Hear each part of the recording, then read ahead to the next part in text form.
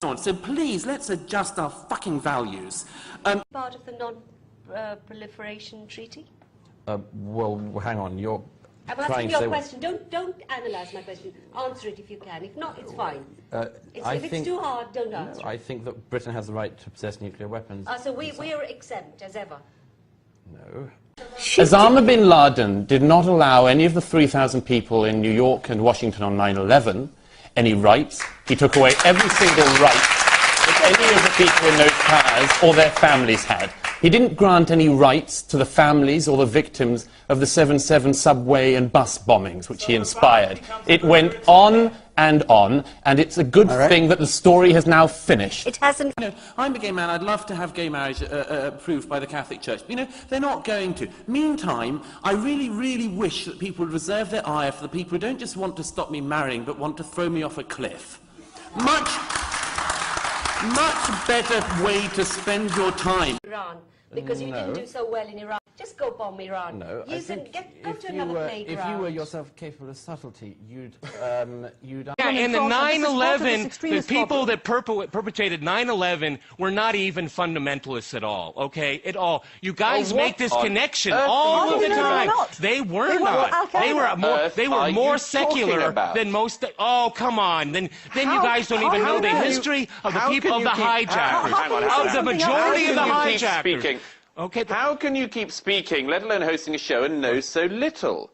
How can you know so little and keep on talking? The 9/11 hijackers weren't fundamentalists? Not in the way that you're talking about the burqa. No way. Well, I haven't look at where they came from. This was more of a political act to commit terrorism. It wasn't out of religious belief. You should get to know your history of the people that attacked the Twin Towers. And it's not babble at all. What babble? You are trying to... I don't know where on earth you're coming from on this. No serious person can even keep on saying the nonsense you're coming out with. Well, if you read the letters that they left, most Muslims wouldn't do that. Read the letters that they wrote. They wrote to their girlfriends. They didn't invoke religious law. I mean, learn something about Islam before you say somebody's talking babble, okay? That's ridiculous. Absolutely ridiculous. It strikes me that you're speaking from a position of unique ignorance. I don't know, first of all, why it is you keep on using this term Islamophobia to attack all people who are criticizing fundamentalism. It's a quite cheap way to try to avoid an argument. And then you try to claim that people who fly planes into Twin Towers and the Pentagon and so on and blow up people in my city for the crime of going on the subway are not fundamentalists. Just read the facts of their leaders. Maybe fundamentalists in the fact that they wanted to create terror, but not necessarily out of religion. If you know the history of each one of those attackers, they're not. That's not true at all. That is very ignorant. Right. All right. Let's go to Paris because we're running out of time. Let's go to Paris because we're. Go and read any of the major texts on this, and you'll learn. I've learned. I know probably more than you'll ever forget. Go ahead. Well, it's a good. I wish you'd try to show it. Okay, Anne. I wish you'd try to show it. Elizabeth, go ahead.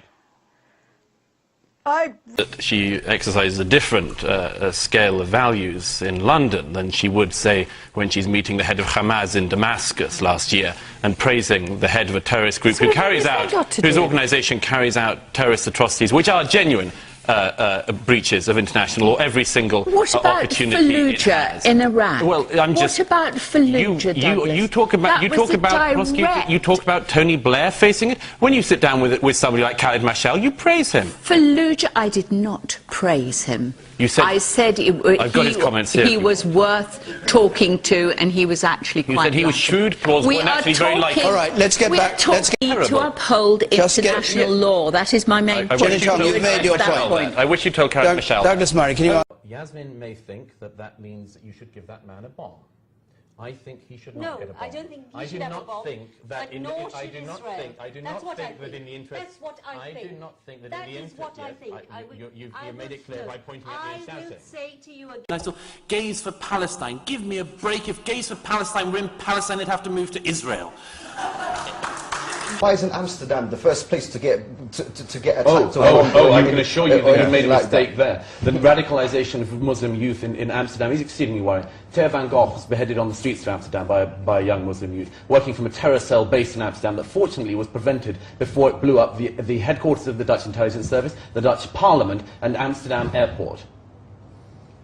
I was going to say, I think... Okay, now to make my next point, to make my next point on that, I think it's very important to stress two things on this. Firstly, this false notion that everything about foreign policy is behind us. One of the interesting things, perhaps the most interesting thing in the Policy Exchange report, was the analysis of what young Muslims in the survey knew. So all of the blowhard stuff about, I am doing this for my Muslim brethren in Palestine, do you know what tiny percentages of them could even name the Palestinian Prime Minister? The tiny number of them that could name Ehud Olmert. The tiny number that I think could even locate these areas on the map. This is a great problem at the moment because demagogic Muslim leaders and others are taking advantage of their opinions. They are telling them they should be enraged about this, that their Muslim brothers are being abused, and that they should be more angry. And a lot of them think in response, yeah, I'll wind myself up about it, and I'll wind other people up about it. But do they ever bother to know anything about it? Do they ever bother to find out? Do they even satiate even basic curiosity? No. And one other thing that comes from this that ought to be said, has to be said now, is this. What if this were to do with foreign policy? I don't think it is. But what if it were to do with foreign policy? So what? So what? Is the British state going to take dictation for its foreign policy from a tiny community within its midst? I don't think so. No. Editors, a paid member of the KGB. A paid KGB agent who said, oh, it was just a bit of a laugh. Oh, and it still is just a bit of a laugh. Because if it's communism, it's a bit of a laugh. 70 million dead here and there, a bit of a laugh.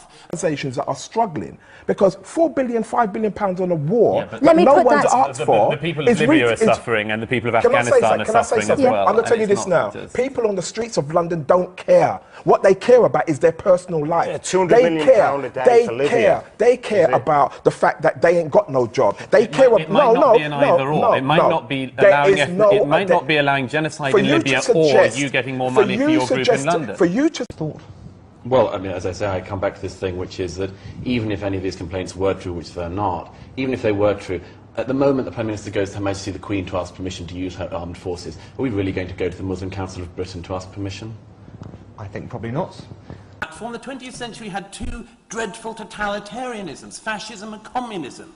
Some of the people in this hall would throw out from being ever allowed to speak are being thrown out because once they met somebody who once sat on a platform with somebody who was once a member of a fascist party. Well, I'm sitting on a platform with a communist. That would mean I could never again speak in public if there was any sense to this debate, but there isn't, because people have this debate so ruddy badly, all spend their time polishing their halos. Yes, we're against racism. Yes, we're against fascism. We're against lots of things, but we're going to require a bit more than that, and a bit more of this halo polishing, if you're going to deal with that. And as I say, it'll leave you with one final thought on that. If this battle is going to be won, it will not be won solely by the people sitting in Conway Hall here tonight. It will be won by a lot of people. We will have to make judgments along the way, and we'll disagree with them. I'll disagree with Mariam, I'll disagree with Shiraz, and all sorts of friends and colleagues. We'll disagree on individual cases and people. But the idea that you chuck whole swathes of people out of the debate is such a bloody left-wing thing to do. The left loves doing this all the time. The debate will be done on my terms. Well, how easy and how unsurprising it is that the terms are always drawn around themselves. I hope we can do a bit better than that. Thank you.